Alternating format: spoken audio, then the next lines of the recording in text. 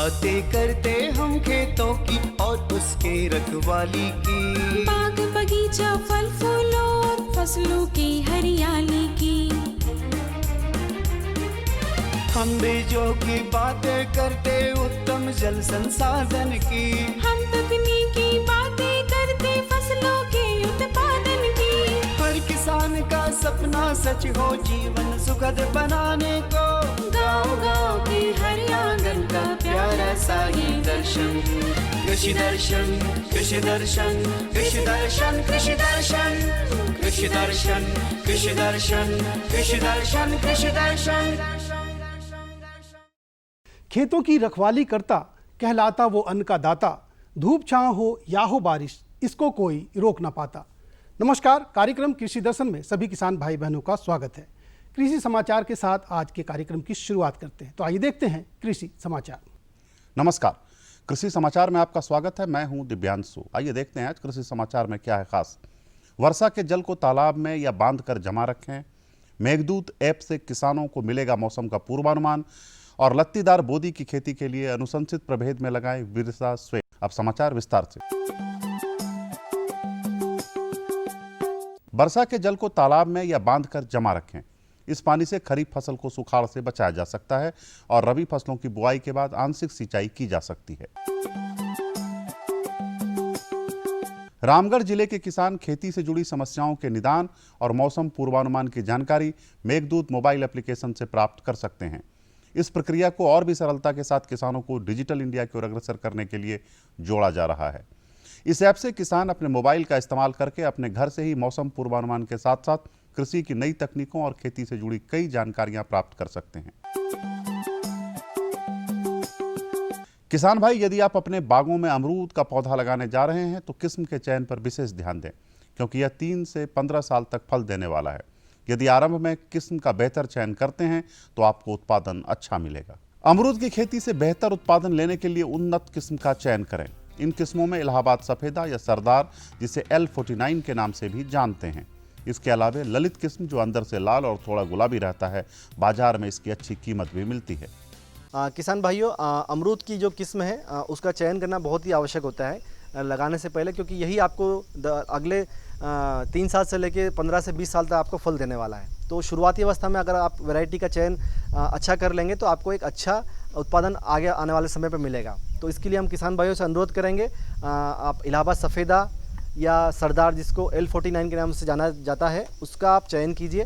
साथ ही अगर आप जो ललित वैरायटी है जो अंदर से लाल रहता है, जो थोड़ा गुलाबी रहता है, उसको भी लगा सकते हैं। मार्केट में इसका रेट काफ़ी अच्छा मिलता है और साथ ही साथ आने वाले समय में इसका जो प्रसंस्करण है जूस के लिए, उसमें भी इस्तेमाल किया जा सकता है। खरीफ मौसम में लत्तीदार बोदी की खेती से अधिकाधिक उत्पादन लेने के लिए 15 किलोग्राम बीज प्रति हेक्टेयर लगाएं। कतार से कतार की दूरी 75 सेंटीमीटर और बीज से बीज की दूरी 15 सेंटीमीटर रखें।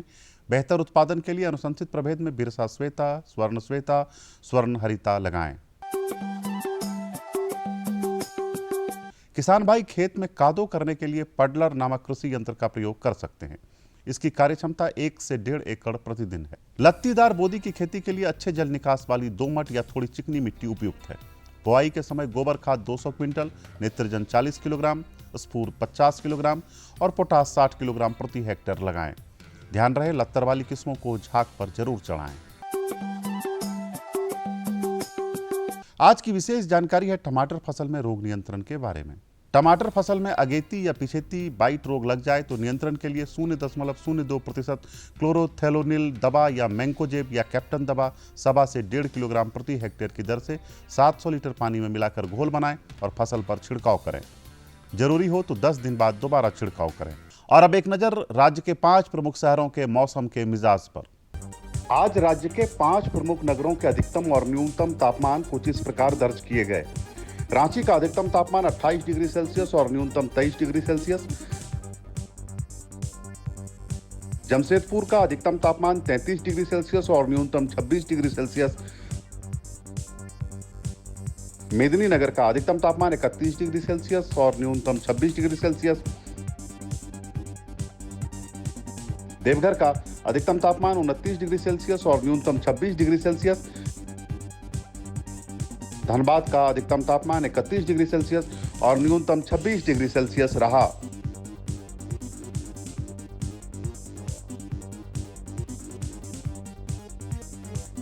कृषि समाचार में आज इतना ही। अगले दिन अगले अंक में फिर मुलाकात होगी कुछ ताजा तरीन खबरों के साथ।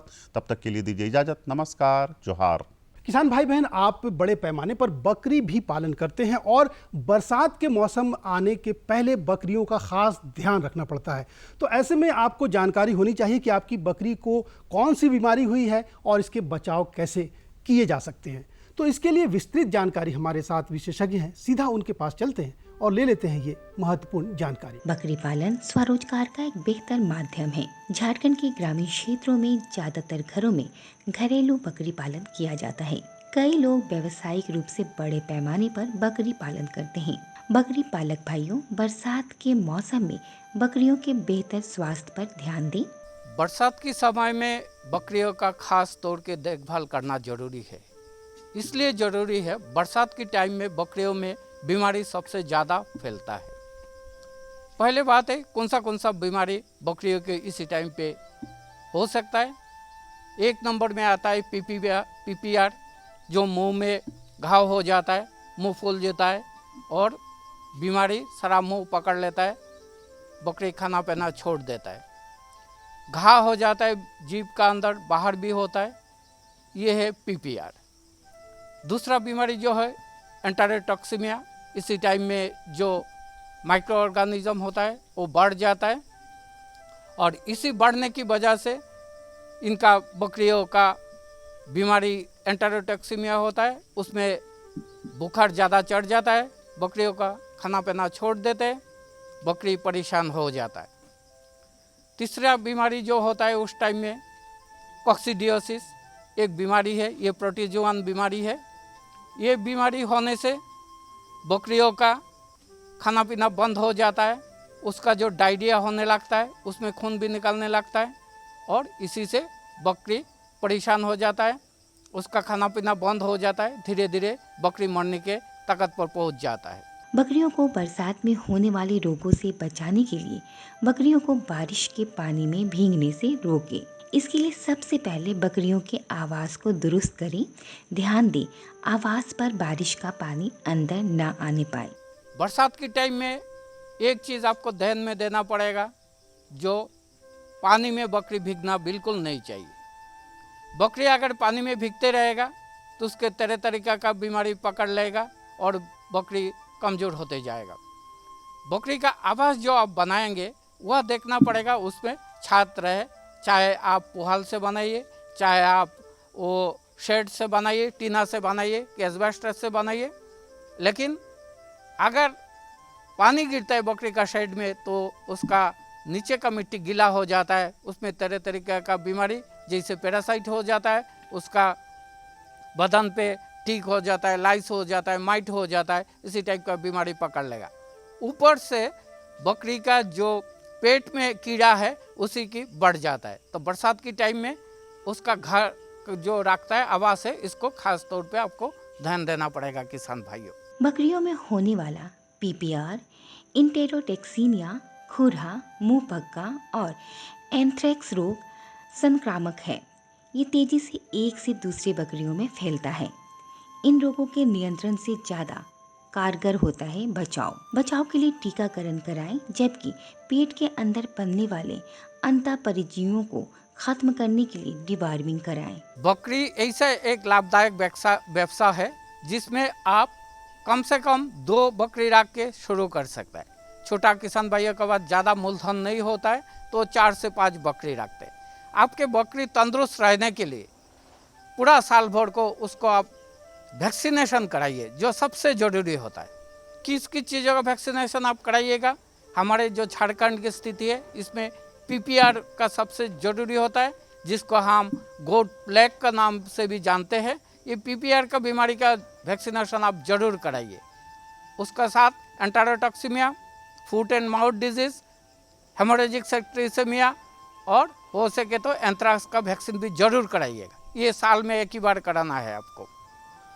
ये अगर वैक्सीनेशन आप करा दीजिएगा और साल में 2 बार इनको पेट का कीड़ा का दवाई खिला दीजिएगा तो बाज़ार में तरह तरीका का पेट का कीड़ा का दवाई मिल जाता है, जैसे एल्बोमार हो गया, फिर आपका फेबेंडाजल, एल्बेंडाजल, ये बहुत सारे दवाई मिलता है जो आप इनको डोज के हिसाब से आप खिला दीजिएगा तो आपका बकरी तंदुरुस्त रहेगा। पौष्टिक आहार से शरीर को ऊर्जा मिलती है, जिससे शरीर स्वस्थ, सक्रिय और रोगरोधी क्षमता सहित विकसित होता है।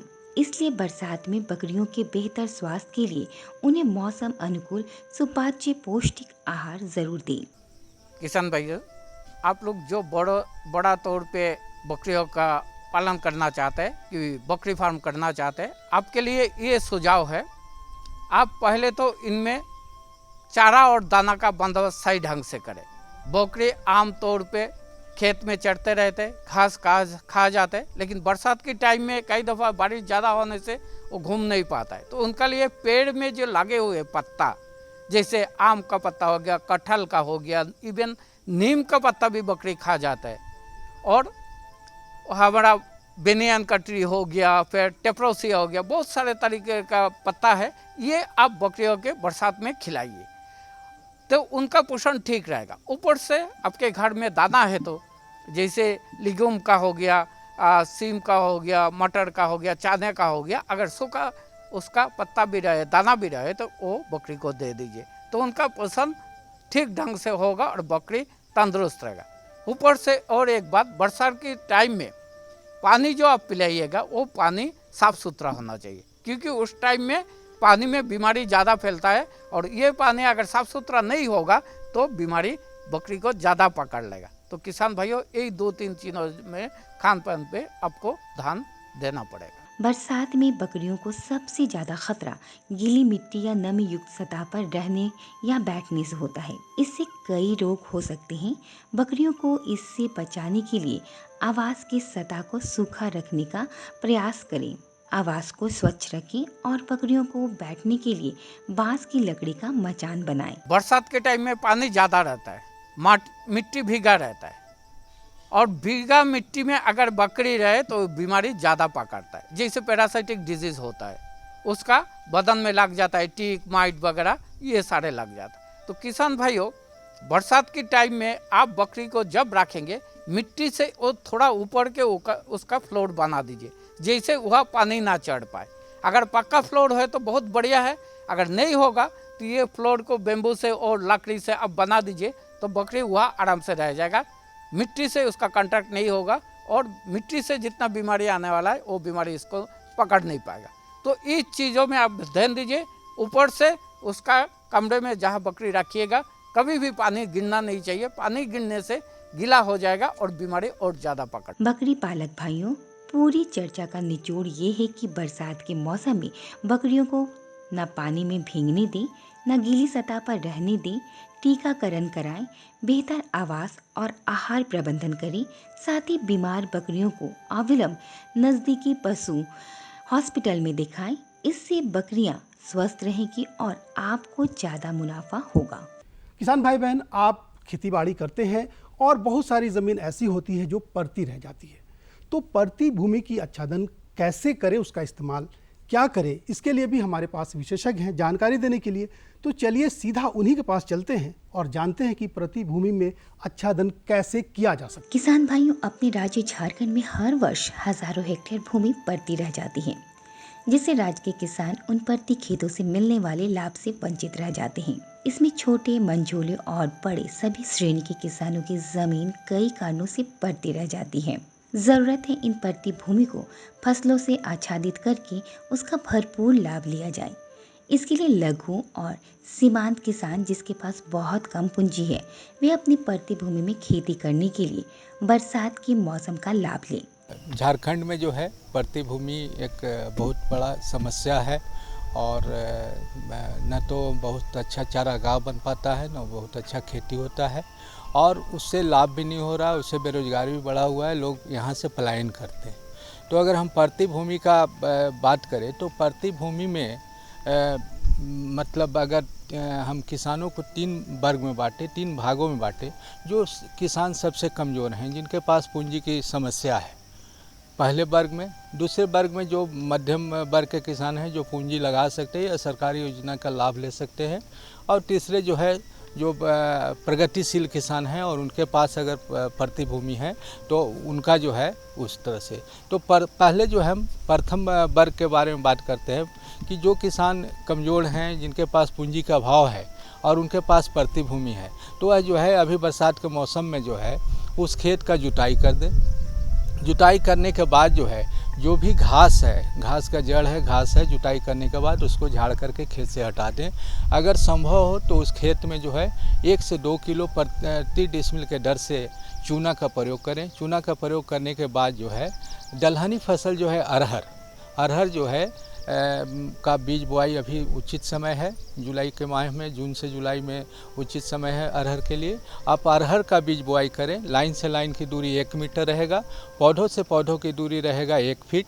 और आप अगर 1 एकड़ में उस तरह से खेती करते हैं तो 4 से 5 किलो अरहर के बीज से आपका जो है 1 एकड़ खेती हो सकता है। अगर आप चाहते हैं कि मैं उसमें कुछ हम मक्का के फसल लगावें तो क्योंकि अभी जो आप जुताई करेंगे, जुताई में जो लागत आएगा, चूना में जो लागत आएगा, बीज लगाने का जो लागत आएगा, तो उसका अगर आप चाहते हैं कि यथाशीघ्र आपको वापस हो जाए 2 से 3 महीना में, तो आप उसके बीच में मक्का की खेती कर लें। जो मंझोले दर्जे के किसान हैं वे खेती में थोड़ी पूंजी भी लगा सकते हैं और सरकारी योजनाओं के मार्फत भी अपनी प्रतिभूमि में खेती कर सकते हैं। मध्यम श्रेणी के किसान अपनी प्रतिभूमि को बहुस्तरीय कृषि प्रणाली से आच्छादित करें, मतलब प्रतिभूमि में फल बाग लगाएं। साथ ही फलदार पौधों के बीच खाली जमीन पर सब्जी और दलहनी फसल लगाएं। दूसरा है कि जो किसान मध्यम हैं, जिनके पास कुछ पूंजी है या सरकार के योजना का लाभ ले सकते हैं, तो वो किसान जो है जुताई करने के बाद जो है अभी फल का वृक्ष लगा सकते हैं। 10-10 मीटर के दूरी पर, 30 से 33 फीट की दूरी पर आम का पौधा लगावें और उसके बीच में जो है 15 फीट की दूरी पर जो है अमरूद है, शरीफा है, नींबू का लगा सकते हैं। उससे क्या होगा कि उनको जो है 2 से 3 साल के बाद जो है उस प्रतिभूमि से जो है मतलब आमदनी आना शुरू हो जाएगा। और उसके साथ साथ अगर किसान भाई चाहें तो अपने उस खेत में जो है सब्जी फसल, दलहनी फसल का भी बीज बुआई करके लगा सकते हैं। इसके बाद आती है बारी प्रगतिशील और साधन संपन्न किसानों की प्रतिभूमि में फसलों से आच्छादित करने की। इस श्रेणी में किसान इस मौसम में अपनी प्रतिभूमि में ढैंचा लगाएं। ढैंचा हरित खाद है, इससे मिट्टी में जैविक पदार्थों की मात्रा बढ़ेगी। ढैंचा जब 1 से सवा महीने का हो जाए तब खेत में मिट्टी पलट हल चलाकर ढैंचा को मिट्टी में मिला दें। इसके बाद उस खेत में मौसम आधारित सब्जी फसलों को खेती करें। जो सब प्रगतिशील किसान हैं, जिनके पास पूंजी की कोई कमी नहीं है, संसाधन की भी कोई कमी नहीं है, जहाँ पर प्रतिभूमि है, अगर पानी का सोर्स है, पानी का साधन है, तो उसमें जो है आप सब्जी का खेती करें। उसके लिए जो है प्रतिभूमि का जुताई कर दें। जुताई करने के बाद जो भी घास फूस है प्रयास करें कि उस घास को निकाल दें। और अभी जो है आप ढैंचा का, हरी खाद का प्रयोग करें। ढैंचा जो है, ढैंचा के बीज बुआई कर दें। ढैंचा के बीज बुआई करने के बाद जब 1 से सवा महीना का ढैंचा हो जाए, फूल आने से पहले आप उसको 2.5 से 3 फीट का जब उसका हाइट हो जाए ढैंचा का, तो उसको मिट्टी पलट हल से जुताई कर दें। जिससे क्या होगा कि उसमें उर्वरा शक्ति बढ़ जाएगा। और उसके साथ साथ जो है आप जो भी सब्जी फसल, मान लीजिए कि आप अभी जो है जुलाई के महीने में जो है अगर आप ढैंचा लगाते हैं तो 1 महीना में आप ढैंचा का जुताई कर दें। अगस्त में जो है आपका खेत जो है तैयार हो जाएगा और उसमें नाइट्रोजन भी भरपूर मात्रा में आपको हो जाएगा। यूरिया का प्रयोग कम करना पड़ेगा। और साथ साथ जो ढैंचा का पत्ती और डंठल जो उसमें सड़ेगा तो वो हरी खाद और जैविक खाद का काम करेगा। उसके बाद जो है अगस्त के महीने में कोई भी सब्जी है, फूलगोभी है, बंधा गोभी है, बैगन है, टमाटर है, शिमला मिर्च है, जितने भी तरह के सब्जी है आप उसका लगा सकते हैं। सिर्फ आपको ध्यान देना होगा कि उसमें जो है पानी का साधन हो। जब जो फसल हम बरसात के दिनों के बाद जिसमें फल तुड़ाई होगा तो उसके लिए हमको पानी का वहाँ पर संसाधन हो। अगर पानी का संसाधन है तो उस पूरे प्रति ज़मीन में जो है सालों भर आप खेती करके और उसका लाभ उठा सकते। झारखंड पठारी इलाका है, यहाँ की ज़मीन एक समान नहीं है। कहीं ऊंची तो कहीं नीची ज़मीन है, लेकिन पड़ती ज़मीन कमोवेश सभी श्रेणी में है।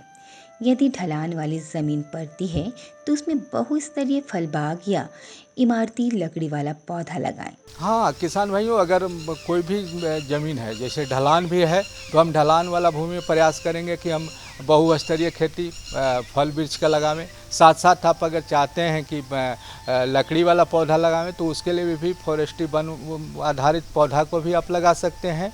तो दोनों कर सकते हैं, उसमें कोई दिक्कत नहीं है। और जहाँ पर लगता है कि नहीं ज़मीन सही है और पानी का संसाधन है तो हम वहाँ पर सब्जी का खेती करेंगे। और जहाँ पानी के संसाधन नहीं है, ज़मीन भी सही है, तो वहाँ पर जो है हम दलहनी फसल जैसे कि अरहर का खेती की बात कर रहे हैं, मक्का के खेती की बात कर रहे हैं, तो उसमें क्योंकि हमको पानी देना नहीं पड़ेगा, वर्षा आधारित ही रहेगा, जो बारिश होगा उसी से हमारा फसल का उत्पादन हो जाएगा। और भविष्य में जो है जब हम बार बार उसमें खेती करेंगे दलहनी फसल से, तो उसमें उर्वरा शक्ति भी बढ़ जाएगा। और बाद में जो है आप कोई भी फसल जो है बहुमूल्य फसल सब्जी का हो या फल का उसमें लगा सकते। हर श्रेणी के किसान अपनी किसी भी श्रेणी में भूमि को पड़ती ना छोड़ें।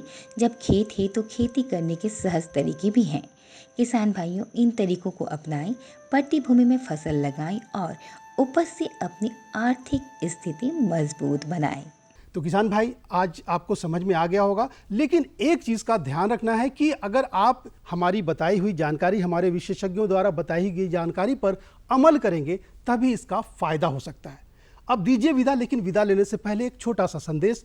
कोरोना महामारी से बचने के लिए मास्क लगाना ज़रूरी है। जिस तरह से धान में आप श्री विधि का इस्तेमाल करते हैं तो अच्छी पैदावार होती है, उसी तरह से सोशल डिस्टेंसिंग, फिजिकल डिस्टेंसिंग जो है हम लोगों को करना है। मास्क लगाकर रहना है, भीड़ भाड़ में नहीं जाना है।